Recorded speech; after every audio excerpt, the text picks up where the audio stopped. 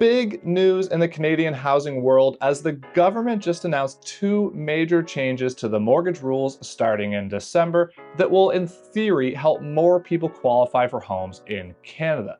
But before you go and praise this announcement, watch this video and then determine whether you think it's a good idea or maybe it's just a way that the Liberals are trying to collect more votes from the younger generation, but this will ultimately lead to maybe higher housing costs and higher debt loads across the country in the future. Now, I'm going to dive right in here, but just before I do, if you're new here, my name is Andrew Stephens and I'm a realtor in Halifax. And if you want to be educated on the Halifax housing market, then hit that like button and hit that subscribe button. And if you want to book a call with me, if you're thinking about making a move in the HRM, you can reach out to me anytime in the Calendly link below. And just as a side note, if you're coming from out of province or maybe you're a local looking to learn more about the Halifax real estate market, I recently started a new channel called the Halifax Insider. And on this channel, I talk about everything Halifax, things to do, places to visit, food, drink, and so on. So if you want to learn more about Halifax, then this is the perfect channel for you. So go over there and give it a like and a subscribe. Okay, so change number one is that first-time homebuyers will now have option of 30-year amortization on their mortgages on any property. And on top of that, any buyer will have this option on a new construction purchase. So this was brought back into place earlier this year for first-time homebuyers, but buying new construction, and now they've kind of extended that even further. Now, the second big change is that the maximum default insurance amount of a mortgage is now up to $1.5 million, which was $1 million before. Now, I see this as having likely a bigger impact in some of the more expensive markets like Toronto and Vancouver, but I don't see that one as having as big of an impact here in Nova Scotia. So the real question is, what does this really mean? Because in theory, it might sound good, but I'm going to break it down for you a little bit further. First off, more first-time home buyers will qualify for homes. And on top of that, more people in general will qualify for new construction homes. Okay, in theory, this is good. Number two, this is going to bring down their monthly payments on a mortgage if they choose a 30-year amortization versus a 25-year amortization. Okay, again, in theory, this is good. However, this will significantly increase the amount of interest paid over the term of a mortgage. So I'm going to break down these numbers a little bit for you here now. Average home price in Halifax is $575,000. So let's use that number so it will be close enough with the default insurance added back into this after the down payment. So with a 4.5% interest rate at a 25-year amortization, and these numbers are all rounded to the nearest thousand for simplicity, the monthly payment on a $575,000 home would be $3,182. Now, in the first 5 years, you would pay $70,000 in principal and $121,000 in interest. Over the whole term of the mortgage, you would be paying $955,000 in total, meaning $380,000 in interest. Now, if this is extended to a 30-year amortization at the same rate and the same price point, your monthly payment would be $2,900. So yes, you're saving almost $300 a month in this particular case. In the first 5 years, you would pay only $51,000 in principal and $123,000 in interest.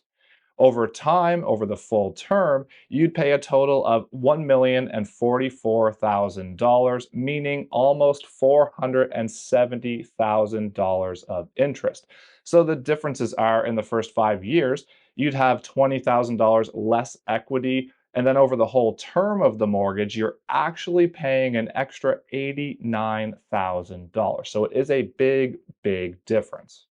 So what does this all mean outside of the direct cost to a buyer or a homeowner? Well, in theory, this is going to create more demand in the marketplace from the buyer side of things. So this may have an upward pressure on pricing. Now, if you remember correctly, this is the government trying to make homes more affordable. But if you're doing it in this manner, it's likely to have more demand into the marketplace, meaning more upward pressure on pricing. And let's face it, in Nova Scotia right now, this is the last thing that we need in our real estate market is more demand. Not to mention there's more demand coming anyway as the fixed rates start to drop and the variable rates start to drop, as well as the Bank of Canada is lowering rates, and it looks like this trend will continue.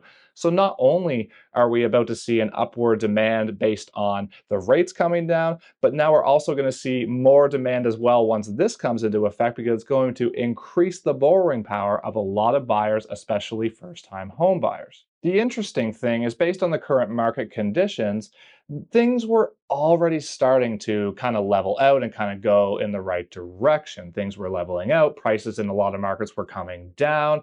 The Bank of Canada was starting to lower their rates, so things were kind of getting back on track. So, in other words, as things were naturally starting to fix themselves or get to a better place or a more balanced market, or however you want to look at it, that is the perfect cue for the government to come in, make an announcement, make more regulations or more changes, or in this case, loosening the regulations. Now, this may have adverse effects on the market going forward. And again, the last thing we need is more demand and more upward pressure on pricing, especially in our market here in Nova Scotia. Like many other government announcements in the past, this one seems to be directed towards, the coming election, which will be happening in the next year or so. And on top of that, it doesn't make a ton of sense to me. Again, in theory, when you look at baseline, it's going to make homes more affordable to a buyer per a monthly payment, sure, but it's going to increase debt loads and it's going to do all kinds of other negative things to our market. And my thought would be is that the overall impact of this long term will be a negative one.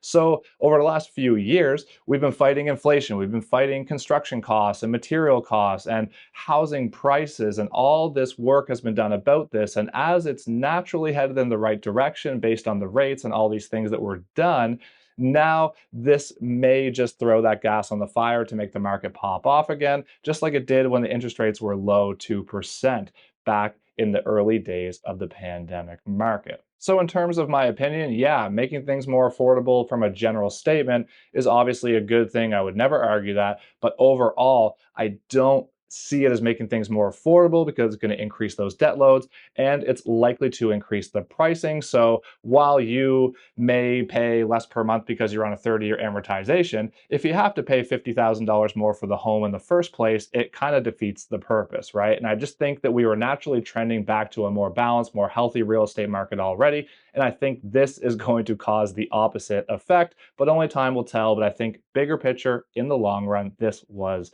likely not the best move that could have been made. But my question to you is, what do you think? Are you on board with this? Do you think it's a good idea? Or do you think it's just going to have adverse effects long term in the Canadian housing market and in the Nova Scotia real estate market as well? I'd love to hear what you think in the comments below. And if you're still here watching and you got any value out of this video, all I ask is that you hit that like button and hit that subscribe button so you don't miss any of my future content. And that'll help push this out to more people like you who may be interested in being educated on the Nova Scotia and Halifax housing market. And until next time, thank you so much for watching. I really appreciate your support and have a great day.